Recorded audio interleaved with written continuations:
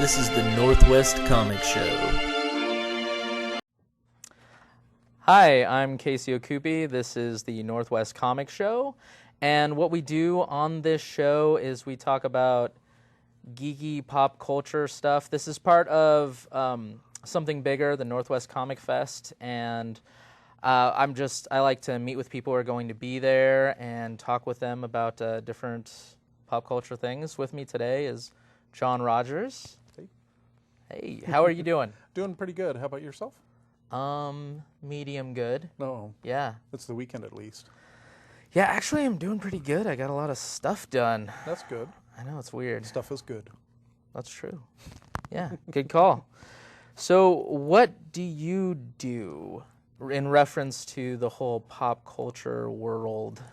Well, right now I do reviews of trade paperbacks and graphic novels on my blog, Zanzibar's Point of View at zanzibar.com. But I also do a nonprofit called Comic Book Covers for Cancer. Oh, okay. So comic book covers for cancer, what is that?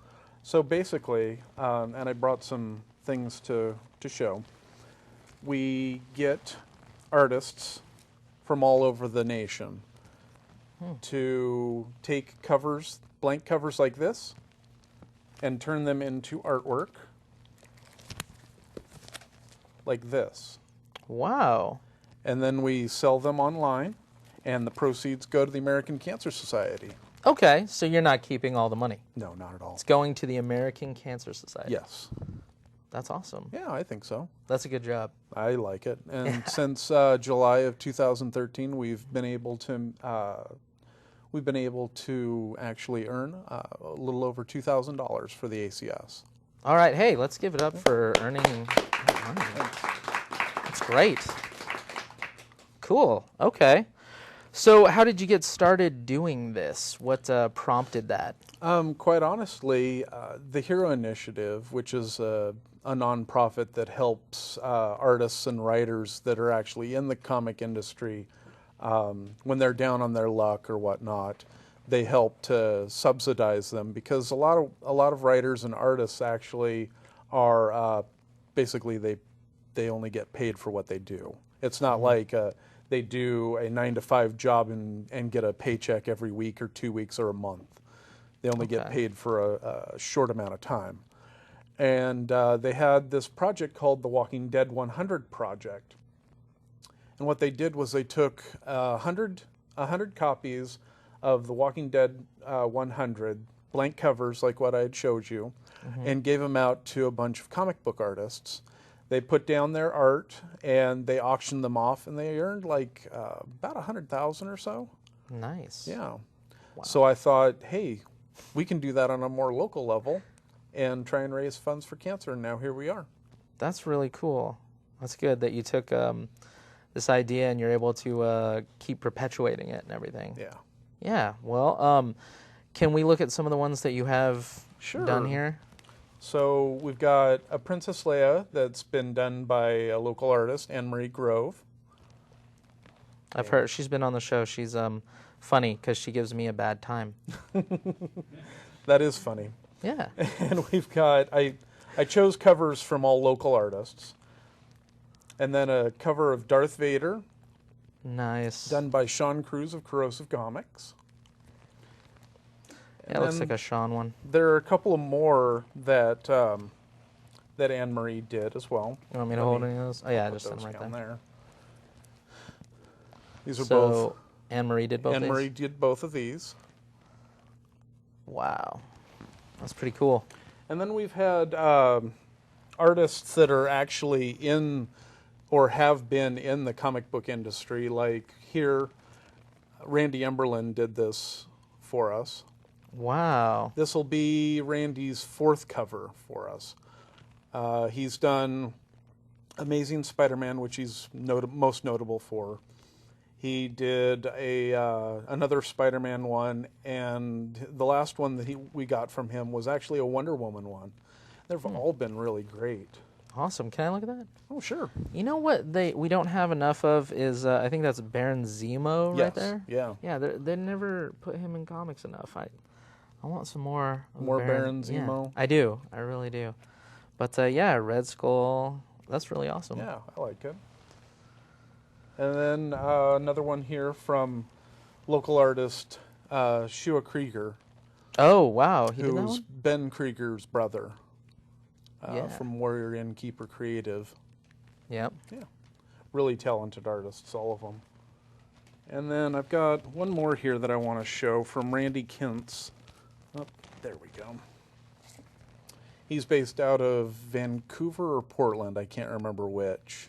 Yes. One of the two. Sure. And I just picked this up from him at Cherry City not too long ago.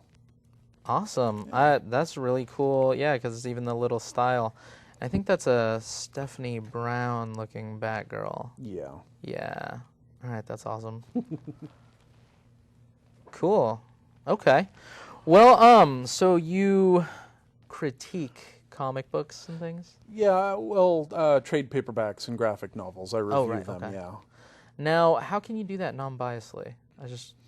Because, okay, I say non-biased because I'm not a fan of just Marvel. I'm not a fan of just DC.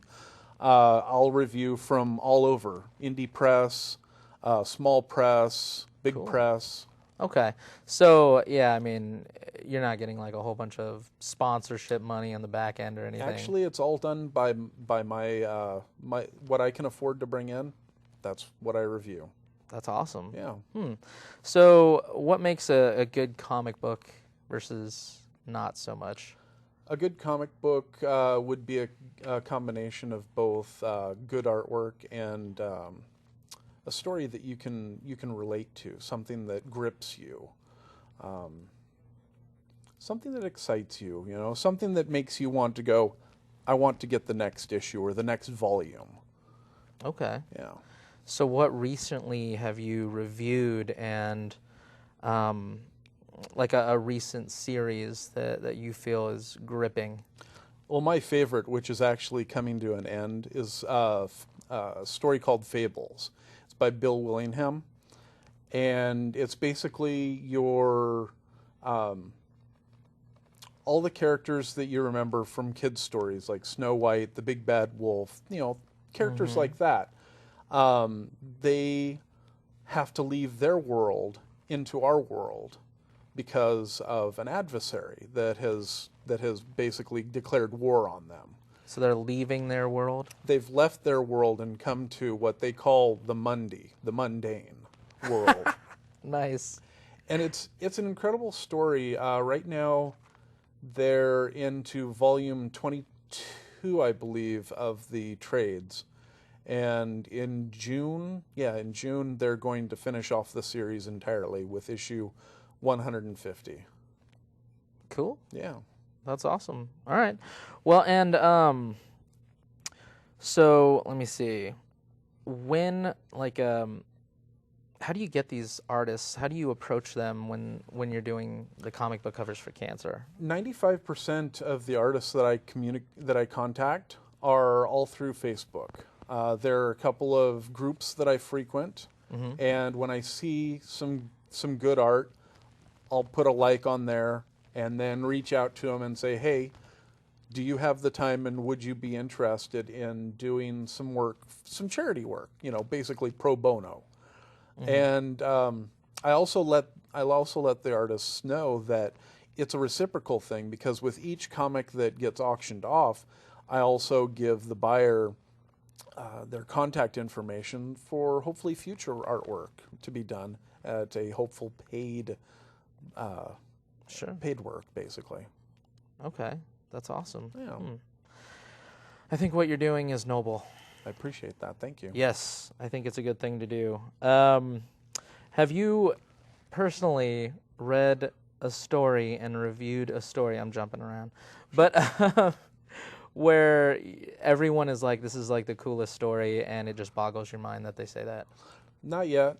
The one trade that I have actually started this whole thing was the trade paperback version of G.I. Joe: The Rise of Cobra the movie that they had several years ago that was a huge flop for the G.I. Joe franchise. Okay, the first one? Yes. Okay. So I read that, and I just felt like it was a total waste of my money. And I said, I should let people know so they don't buy it. And that's what started awesome. me on blogging. Cool. Well, yeah, hey, you're doing a good thing for people, I think. Thanks. Yeah. So that's two good things. I like good things. You're a double good guy. That's awesome. You're extra awesome. You're a double hero because you're trying to help people to not get comics that aren't awesome, and then at the same time you're having artists that are amazing do covers to raise money for people with cancer. Exactly. Yeah.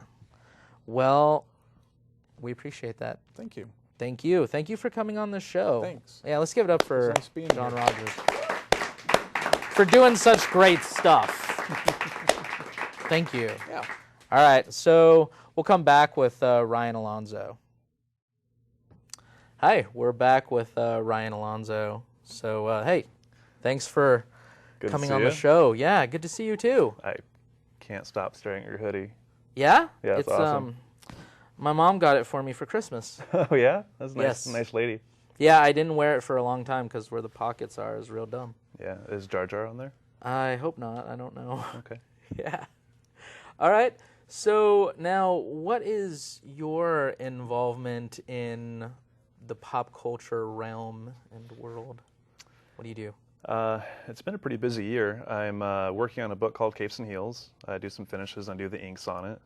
Written by Jason Janicki and penciled by Jason Rains out of Portland. And I'm excited for that book to come out this year. I've heard of them. Now, what do you do on that? You do the I do the finishing? inks and occasional finishes on it. And Okay, then I just did a short story in a book called Undertow. I debuted in Undertow 5, which just came out, and I'll be coming back for issue 6.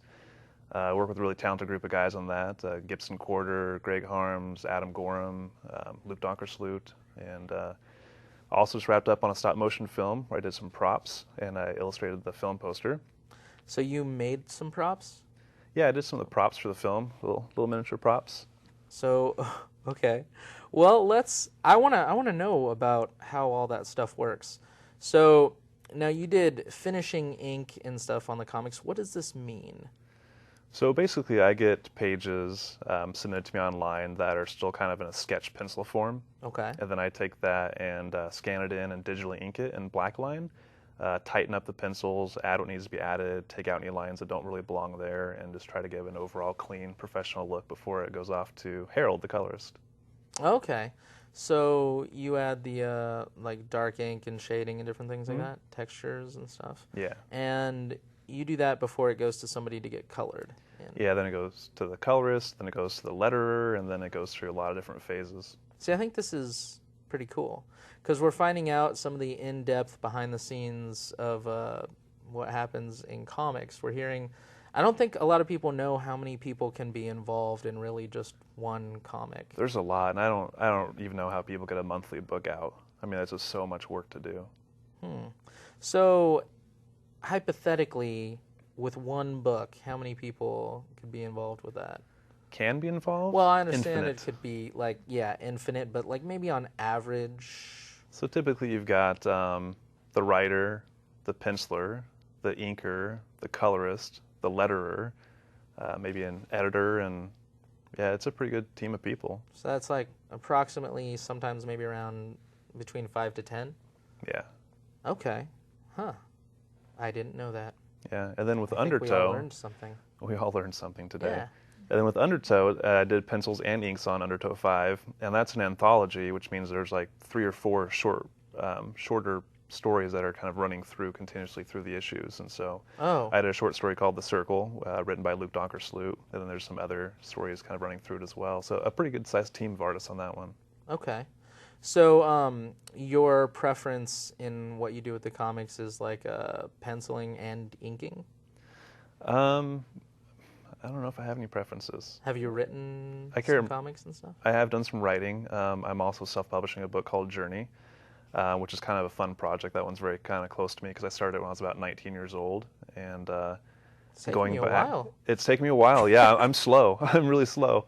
But I'm actually going back and redoing that, digitally cleaning up the art, digitally coloring it, giving kind of the George Lucas makeover. Nice. And then also what's kind of fun is my daughter became a fan of the book, even though I wrote it way before she was born. And so I'm going back and I've digitally removed my young female character out of the series, and I've replaced her with a comic book version of my daughter, Ashley. That's really cool. Yeah. Yeah. She's here. Hi. She's here. Hi, Ashley. Don't put her on camera. She'll hate me. No, just waving. She's shy like her dad. I know, like you're shy, right? It's true. But that's... Ready for my close-up, though? That is... Oh, for your close-up? No, I'm just kidding. Can he get a close-up? No. Oh, never mind.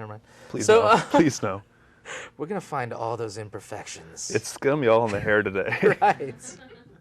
No, but that's a really cool dad thing to do. Really. It's a cool dad thing to do, yeah. Yeah, Yeah. it really is. I'll remind her of that when she's older many times. That's right. When she's like in the mid-teenage years screaming, I hate you. Father's Day is coming up. I put you in a comic book. So. But it's really fun because I wrote it so many years ago before she was born, and now she's a character in it. And her costume, her shirt that she wears in the story is actually one that she drew herself. She's also an artist. And oh, wow. Yeah. I have a kid too. He's crazy. That's all I'll say right now. How many books have you put him in, Casey? I put him in superhero costumes. It's just as good. I swear. All right, fair enough. As long as they're good ones. All right. Well, now we were talking about the stop motion animation stuff too. Okay. I wanted to ask you, you make props for that, like little thingies? It kind of depends. With Time Space Reflections by award-winning director Alba Garcia, I did props for it. There's prop makers from all over the world who worked on this. It was a huge team. I worked on very specific props, and then I ended up painting the film poster for it, and the whole thing was just an amazing experience. Cool. Time Space. Okay, I think we have a clip for that.